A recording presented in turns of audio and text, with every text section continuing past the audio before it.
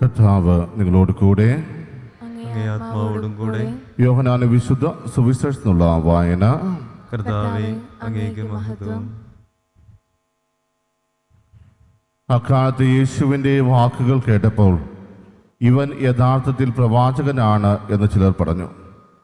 മറ്റു ചിലർ പറഞ്ഞു, ഇവൻ ക്രിസ്തുവാണ്. എന്നാൽ വേറെ ചിലർ ചോദിച്ചു, ക്രിസ്തു ഗലീലിൽ നിന്നാണോ വരിക? ക്രിസ്തു ദാവീദിന്റെ സന്താന പരമ്പരയിൽ നിന്നാണെന്നും ദാവീദിന്റെ ഗ്രാമമായ ബെത്ലഹേമിൽ നിന്ന് അവൻ വരുമെന്നുമല്ലേ വിശുദ്ധ ലിഖിതം പറയുന്നത്? അങ്ങനെ അവനെക്കുറിച്ച് ജനങ്ങൾക്കിടയിൽ ഭിന്നതയുണ്ടായി. ചിലർ അവനെ ബന്ധിക്കാൻ ആഗ്രഹിച്ചു, എന്നാൽ ആരും അവൻ്റെ മേൽ കൈവച്ചില്ല. സേവകന്മാർ തിരിച്ചു ചെന്നപ്പോൾ പുരോഹിത പ്രമുഖന്മാരും ഫരിസേയരും അവരോട് ചോദിച്ചു, എന്തുകൊണ്ടാണ് നിങ്ങൾ അവനെ കൊണ്ടുവരാഞ്ഞത്?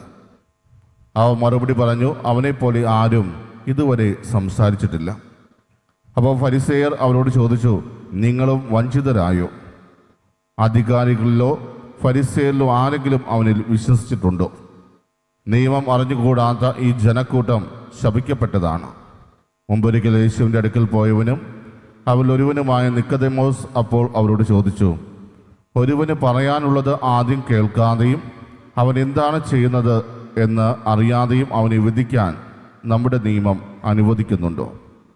അവൻ മറുപടി പറഞ്ഞു, നീയും ഗലീലയിൽ നിന്നാണോ? പരിശോധിച്ചു നോക്കൂ, ഒരു പ്രവാചകനും ഗലീലയിൽ നിന്ന് വരുന്നില്ല എന്ന് അപ്പോൾ മനസ്സിലാകും. ഓരോരുത്തരും സ്വന്തം വീടുകളിലേക്ക് പോയി. കർത്താവിൻ്റെ സുവിശേഷം. ക്രിസ്തുവേ, അങ്ങേക്ക് സ്തുതി.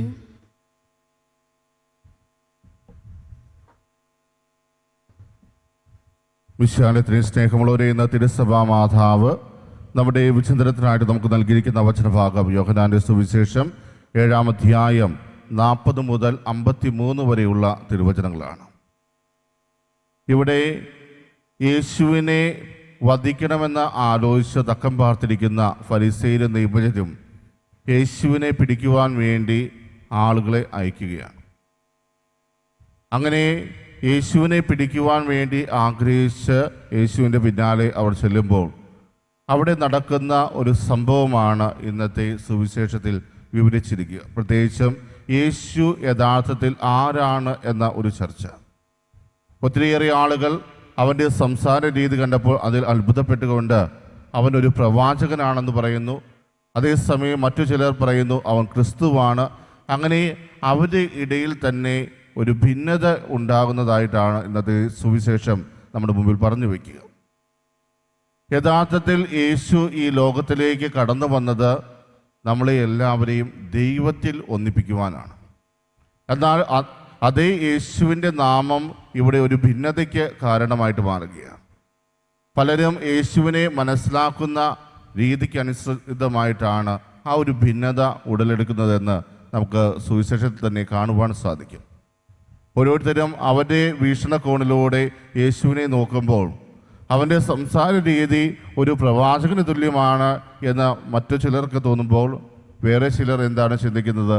അല്ല, അവൻ വരാനിരിക്കുന്ന ക്രിസ്തുവാണ്. ആ ഒരു രീതിയിലാണ് അവർ യേശുവിനെ മനസ്സിലാക്കുന്നത്. അതേസമയം യേശുവിനെ ബന്ധിക്കുവാൻ വന്നവർക്ക് ഈ ഒരു ഭിന്നത അവരുടെ ഇടയിൽ ഉണ്ടായതുകൊണ്ട് തന്നെ യേശുവിനെ തൊടാൻ സാധിക്കുന്നില്ല. അവർ തിരികെ പോകുമ്പോൾ ഫരിസേയരും അതുപോലെ തന്നെ അധികാരികളുമെല്ലാം അവരോട് ചോദിക്കുന്ന ഒരു കാര്യം, എന്തുകൊണ്ടാണ് നിങ്ങൾ അവനെ കൊണ്ടുവരാഞ്ഞത്? യേശുവിനെ ബന്ധിച്ച് അവരുടെ അടുക്കിലേക്ക് വരുമെന്ന പ്രതീക്ഷയോടെ കാത്തിരുന്ന അവരെ സംബന്ധിച്ച് അത് ഒരിക്കലും അംഗീകരിച്ചു കൊടുക്കുവാൻ സാധിക്കുന്ന ഒന്നായിരുന്നില്ല. അതുകൊണ്ടാണ് എന്തുകൊണ്ടാണ് നിങ്ങൾ അവനെ കൊണ്ടുവരാഞ്ഞത് എന്ന ചോദ്യം. പ്രിയമുള്ളവരെ, യേശുവിനെ ബന്ധിക്കാൻ പോയവർ പോലും ആ ഒരു ഭിന്നതയുണ്ടായ കാരണം ശരിക്കും അവരെയും സ്പർശിച്ചു എന്നുള്ളതാണ്. കാരണം ഇതുവരെ ആരും അവനെപ്പോലെ സംസാരിച്ചിട്ടില്ല എന്ന് അവർ പറയുമ്പോൾ അവർ എത്രമാത്രം യേശുവിൻ്റെ സംസാരത്തിൽ ആകൃഷ്ടരായി മാറി എന്ന് നമുക്ക് മനസ്സിലാക്കാൻ സാധിക്കും. കാരണം യേശുവിൻ്റെ ഓരോ വാക്കിനും ജീവനുണ്ടായിരുന്നു. ആ ജീവനാണ് അവരെ സ്പർശിച്ചത്.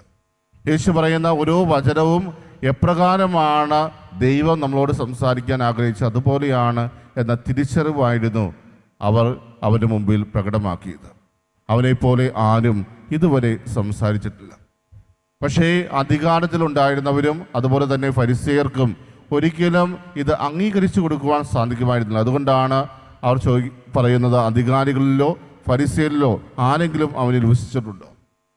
ഈ ജനക്കൂട്ടം എന്ന് പറയുന്നത് അവർക്ക് നിയമത്തെക്കുറിച്ച് യാതൊന്നും അറിയില്ല. അതുകൊണ്ടാണ് അവർ യേശുവിൽ കൂടുതൽ വിശ്വാസം അർപ്പിക്കുന്നത് എന്ന് അവർ ചൂണ്ടിക്കാണിക്കുകയാണ്. എന്നാൽ ഇതുവരെ ആരും തങ്ങളോട് ഇതുവരെ സംസാരിച്ചിട്ടില്ല എന്ന് പറഞ്ഞ ഈ ആളുകളെ പോലെ തന്നെ ജനക്കൂട്ടത്തിനും യേശുവിൽ എന്തോ പ്രത്യേകത തോന്നിയത് കൊണ്ടാണ് യേശുവിൻ്റെ പിന്നാലെ സഞ്ചരിച്ചിരുന്നത്. ഇവിടെ യേശുവിനെ വധിക്കുവാൻ അവർ ആഗ്രഹിച്ച് പ്രവർത്തിക്കുമ്പോൾ യേശുവിനെ പോയി കണ്ട നിക്കോദേമോസ് പറയുന്ന ആ ഒരു സംഭവം വളരെ ശ്രദ്ധേയമായ ഒരു കാര്യമാണ്. ഒരുപക്ഷെ നമ്മുടെ ജീവിതത്തിൽ കൂടുതലായിട്ട് വിചിന്തനം ചെയ്യേണ്ട ഒരു ഏരിയ ആണ് നിക്കോദേമോസ് എന്ന് പറയുന്നത്. അവൻ അവിടെ പറയുന്ന ഒരു കാര്യം, ഒരുവന് പറയാനുള്ളത് ആദ്യം കേൾക്കാതെയും അവൻ എന്താണ് ചെയ്യുന്നതെന്ന് അറിയാതെയും അവനെ വിധിക്കാൻ നമ്മുടെ നിയമം അനുവദിക്കുന്നുണ്ട്. പ്രിയമുള്ളവരെ, ഇന്ന് നമ്മുടെ ഓരോരുത്തരുടെയും ജീവിതത്തിലും അതുപോലെ തന്നെ സാമൂഹ്യ മാധ്യമങ്ങളിലും പത്രമാധ്യമങ്ങളിലും എല്ലാം നമ്മൾ കണ്ടുകൊണ്ടിരിക്കുന്ന ഒരു കാര്യമാണിത്. ഒരു വ്യക്തിക്ക് പറയാനുള്ളത് എന്താണെന്ന് കേൾക്കാതെയും അവൻ ചെയ്തത് എന്താണെന്ന് അറിയാതെയും വിധിക്കാനുള്ള ഒരു മനസ്സാണ് ഇന്നത്തെ സമൂഹത്തിൽ കൂടുതൽ. പലപ്പോഴും നമ്മൾ സോഷ്യൽ മീഡിയയിൽ കാണുന്ന ഒരു കാര്യം, ഒരു വ്യക്തിയെക്കുറിച്ച് തെറ്റായ ഒരു വാർത്ത പ്രചരിപ്പിക്കുന്നു. അവർക്ക് തോന്നുന്നതാണ് ശരി, അവർ കാണുന്നത് മാത്രമാണ് ശരി എന്ന രീതിയിൽ ഒരു വാർത്ത കൊടുക്കുമ്പോൾ ആളുകളെല്ലാം എന്താണ് അവിടെ സംഭവിക്കുന്നത് എന്നറിയുവാൻ പോകുന്നത് നമുക്ക് ശ്രദ്ധയപ്പെടുന്ന ഒരു കാര്യമാണ്. എപ്പോഴും അവർ വളരെ ആധികാരികമായി അതിനെക്കുറിച്ച് സംസാരിക്കുന്നു. മാത്രമല്ല, ചാനലുകളിൽ പോലും അന്തിച്ചർച്ചകളും അങ്ങനെയുള്ള കാര്യങ്ങളുമായി ഇതിനെ കുറച്ചുകൂടി പൊലിപ്പിക്കുന്നത് നമുക്ക് കാണുവാൻ സാധിക്കും. കാരണം ഒരു സംഭവത്തെ അവർ എടുത്ത് എന്നാൽ അതിൽ ഇൻവോൾവ് ചെയ്ത വ്യക്തിക്ക് എന്താണ് ആ ഒരു സംഭവത്തെക്കുറിച്ച് പറയാനുള്ളത് എന്ന് അവർ അന്വേഷിക്കില്ല. പക്ഷേ അതുമായി യാതൊരു ബന്ധവുമില്ലാത്ത ആളുകളെ പിടിച്ചിരുത്തി അതിനെക്കുറിച്ച് അരമണിക്കൂറും 1 മണിക്കൂറും ചാനലിൽ ചർച്ചകൾ നടത്തി ഒരു വിലയിരുത്തൽ നടത്തി അത് പ്രചരിപ്പിക്കുന്നു. പിന്നീട് അവർ പറഞ്ഞത് എന്താണെന്ന് കൃത്യമായിട്ട് ബോധ്യമില്ലാത്ത രീതിയിലാണ് പിന്നെ അവർ പെരുമാറുക. പതിയെ തങ്ങൾ ഇതുവരെ ചർച്ച ചെയ്തതെല്ലാം തെറ്റായിരുന്നു എന്ന് തിരിച്ചറിയുമ്പോൾ പിന്നീട് യാതൊരു കാര്യത്തിലും ഇടപെടാതെ അവർ മാറിപ്പോകുന്നു. എന്നാൽ ഒരു ക്ഷമാപണം പോലും അവർ നടത്തുവാൻ തയ്യാറാകുന്നില്ല എന്നുള്ളതാണ്. ആ ഒരു സമയം കൊണ്ട് ജനസമൂഹത്തിലേക്ക് തെറ്റിദ്ധാരണ കൊണ്ടുവരുവാൻ അവർക്ക് സാധിക്കും. അവർ അതിൽ വിജയിക്കുകയും ചെയ്യും. പക്ഷേ തങ്ങൾ ചെയ്തത് തെറ്റാണ് എന്ന് അംഗീകരിച്ചുകൊണ്ട് ആ ജനത്തിനു മുമ്പേ ഇതുവരെ ഞങ്ങൾ കൊടുത്ത വാർത്തയിൽ പറഞ്ഞ കാര്യങ്ങളെല്ലാം നേരെ വിപരീതമായ കാര്യങ്ങളായിരുന്നു, ആ വ്യക്തി തെറ്റൊന്നും ചെയ്തിട്ടില്ല എന്ന് ഒരിക്കലും ഈ മാധ്യമങ്ങൾ പറയുന്നതായിട്ട് നമുക്ക് കാണുവാൻ സാധിക്കില്ല. പ്രിയമുള്ളവരെ, അതുകൊണ്ട് നിക്കോദേമോസ് ഇവിടെ പറയുന്ന ആ ഒരു കാര്യം നമ്മുടെ ഓരോരുത്തരുടെയും ജീവിതത്തിലേക്ക് ഏറ്റെടുക്കുന്നത് വളരെ നല്ലതാണ്. ഒരു വ്യക്തിയെ വിധിക്കുവാൻ പോകുന്നതിന് മുമ്പ് ആ വ്യക്തിക്ക് എന്താണ് പറയാനുള്ളത് എന്ന് നമ്മൾ മനസ്സിലാക്കണം. ഇവിടെ അന്നത്തെ നിയമം പോലും അത് അനുവദിക്കുന്നില്ലായിരുന്നു എന്ന് വളരെ വ്യക്തമായിട്ടാണ് ആ ഒരു ചോദ്യത്തിൽ നിന്ന് നമുക്ക് മനസ്സിലാക്കുവാൻ സാധിക്കുക. കാരണം ഒരു വ്യക്തിക്ക് എന്താണ് പറയാനുള്ളത്, അവൻ ചെയ്തത് എന്താണ് എന്ന് അറിയാതെ ഒരിക്കലും മറ്റൊരു വ്യക്തിയെ വിധിക്കുവാൻ നമുക്ക് സാധിക്കില്ല. അതുകൊണ്ട് നമ്മൾ അനാവശ്യമായ സംസാരങ്ങൾ ഒഴിവാക്കുക, അനാവശ്യമായി മറ്റുള്ളവരെ കുറ്റപ്പെടുത്തുന്നത് ഒഴിവാക്കുക. അവൻ കടന്നു പോകുന്ന സാഹചര്യം എന്താണെന്ന് മനസ്സിലാക്കുക. ആ സാഹചര്യത്തിൽ എന്തുകൊണ്ടായിരിക്കാം അവൻ ഈ ഒരു തെറ്റ് ചെയ്തത് എന്ന് തിരിച്ചറിയുക.